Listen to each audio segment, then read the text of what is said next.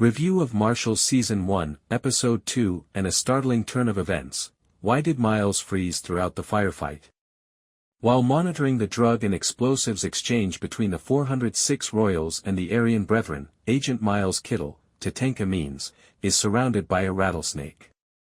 He is left defenseless and unable to move or speak, so Kayce must step in. Everyone engaged gets into a firefight when Kayce kills a gang member who is perilously close to finding Miles. Back at Marshals' headquarters, broken Rock Reservation member Miles tells Kayce what happened. "Out there, I didn't freeze. Killing a rattler is considered a sin and even a bad omen by my people," he explains. Although Kayce respects the reservation's norms, he cautions Miles that adhering to them rigidly at work could put him in danger. "There will always be snakes.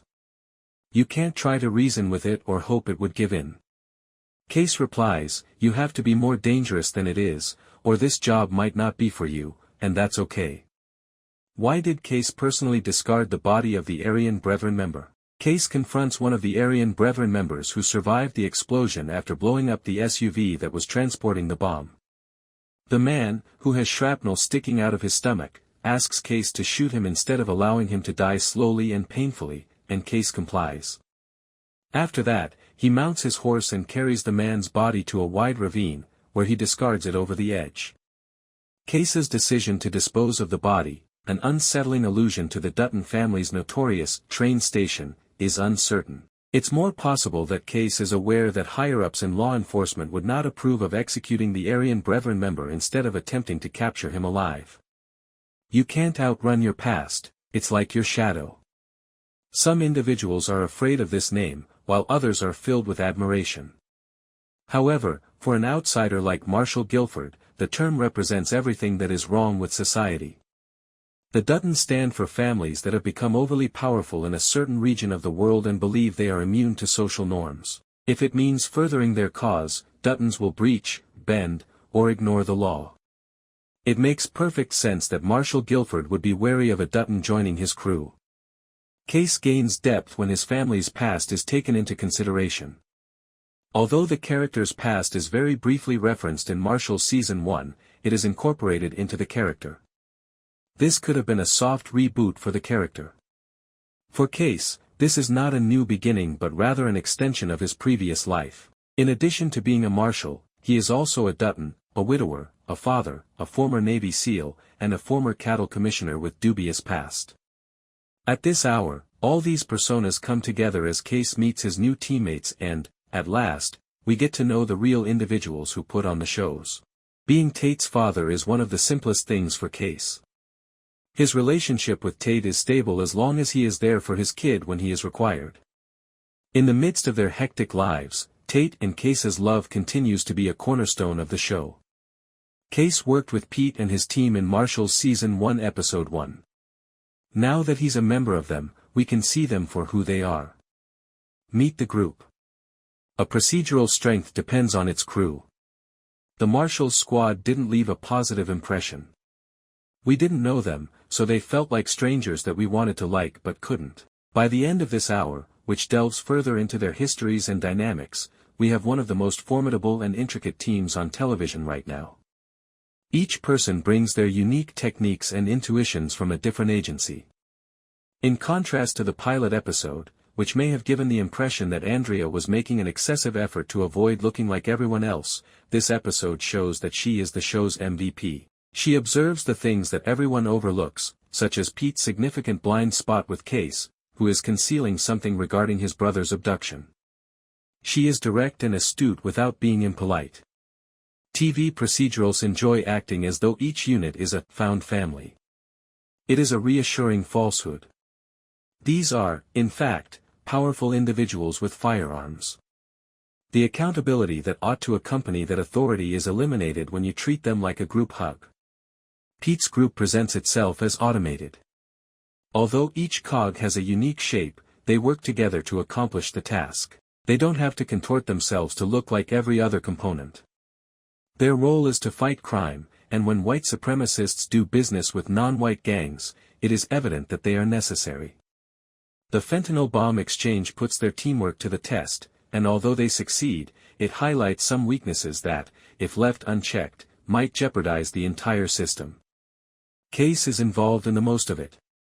The newest Marshal comes to this position with the Dutton family's or his SEAL unit's outdated methods. Andrea doesn't miss the fact that he manipulates Pete by using their shared past. The other team members feel like supporting characters in Kayce and Pete's show, but for some reason, I have faith that Kayce understands what he's doing with that Ronin name drop. Andrea observes how quickly Pete responds, and who knows what may have happened if Kayce had pulled it during a gunfight. Kayce is an outsider to this group, which is detrimental to both him and the team, as evidenced by his frequent absences to take care of the ranch, his covert signals with Pete, and his lack of appropriate initiation. Even more worrisome, though, is his persistent, uncontrollable off-script conduct. In this episode, he departs from his crew to pursue the escaped villains, as we witnessed in the season premiere. Television hero moments make the experience worthwhile, but when a character consistently deviates from the norm or goes off course, it becomes a major issue for everyone. The squad is at risk due to Kayce's actions, particularly now that he has established his own train station.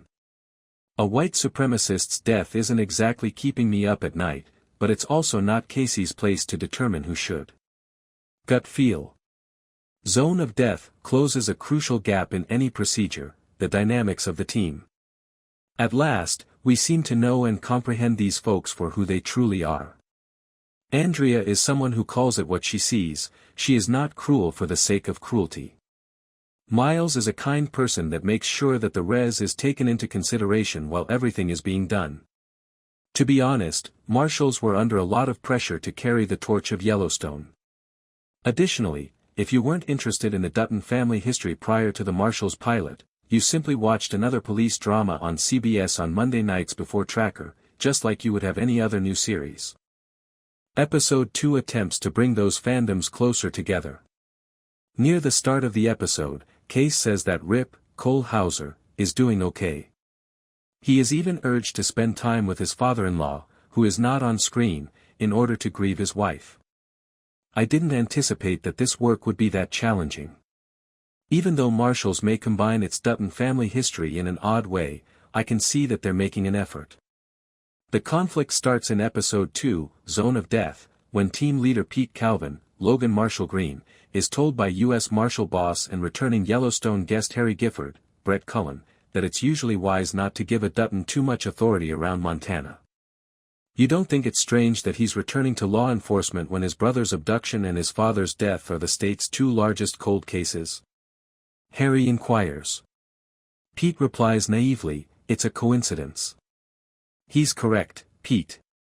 Additionally, I had completely forgotten that the Dutton family used to dump dead bodies in a mountain pass in No Man's Land, Wyoming, until he mentioned it. They referred to it as the train station, which was later changed to the Zone of Death, in 1923. As The Sopranos accomplished with the New Jersey Pine Barrens, it's essentially a strip of territory on the border between Montana and Wyoming where you can just dump your dead foes because there is no law enforcement patrol.